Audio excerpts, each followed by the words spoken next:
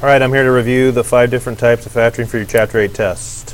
So the first one is GCF, greatest common factor. Well, I look at all these terms and try to find something that they have in common. Well, 18, 81, and 27, hopefully you recognize they're all divisible by 9. Anything bigger than that? Not really, but then we see if you have any variables in common. So I know 9, I see m here, I see m here, I see m here. I'm going to factor out that 9, m. N, actually n squared on all of them. Now do they all have an x as well? No, they don't. So I'm going to factor out what I have. 9 times what?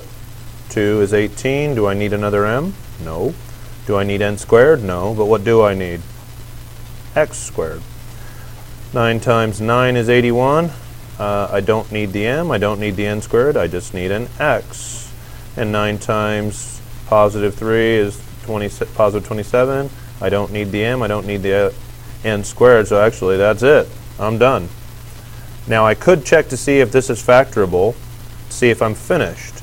Well, are there any factors of, if I think of this as 2 times 3 is 6, negative 9, are there any factors of 6 that add up to 9? Negative 9 in that case? No. So I'm done. Difference of squares. Well, as the GCF is always the first thing we look for no matter what, I notice that 50 and 98 are both even numbers divisible by 2. So if I factor out that 2 times 25 gets me the 50. However, I also have x to the third and x, so it's not just 2, it's 2x. 2x times 25x squared gets me back to the 50x to the third. Minus, well, half of 98 is 49, and I already have that x here, so I don't not need it here. Now this becomes my greatest common factor, what I call the tag-along. So I just write it and forget about it. But this is a difference of squares. So what two factors does this split into? 5x minus 7 and 5x plus 7. So this entire answer has to be included. You got to have this GCF here to get it right. Okay, next. Easy trinomial. But I want to make sure you guys understand that just because it has this y squared here doesn't make it anything different than before. So if you like to do the little x box, what are the factors of negative 56 that add up to negative 10? You probably think 7 and 8. Well, that doesn't work. If you cut it in half, 2 times 28 doesn't work. But actually 4 and 14 work only if the negative is attached to the 14 and this is positive. So basically that times that is that, and that plus that is that. So we're done. I just got to write my answer now. So it's x plus 4 and x minus 14. But wait a minute, how did these two end up to get that? Oh yeah, that's where I just got to remind myself to put that y for each one. Now make sure you check it. Don't these outside negative 14y times x get you negative 14xy, if I just want to write it here? And the inners give me positive 4xy. Well, guess what those two add up to? They add up to negative 10xy. So we're done on that one. Guess and check.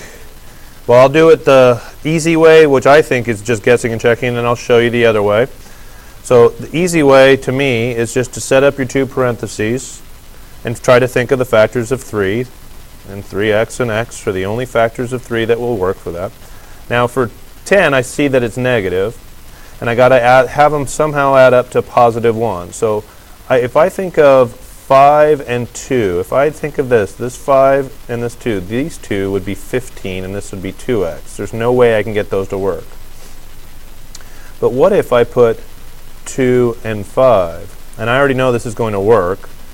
What do these two add up, multiply to? 3x times 2 is 6x and 5x. Somehow I want positive 6x and 5x to add up to 1x. Well, the way this works is if this is positive and this is negative, these two give me positive 6x, these two give me negative 5x, which adds up to 1x, and it multiplies to negative 10. So that's the answer. Now let's do it the other way, where I multiply those. 3 times negative 10 is negative 30, and I put a positive 1 here. Well, what are the factors that work? 6 and 5 again, only if it's positive 6 and negative 5. Okay, so now we do our multiplication table. We put 3x squared here, we put negative 10 here, and these two numbers, 6x and negative 5x, we put here. Then you factor to the left and factor upward. You're looking for the greatest common factor. 3x squared and 6x have a common factor of 3x.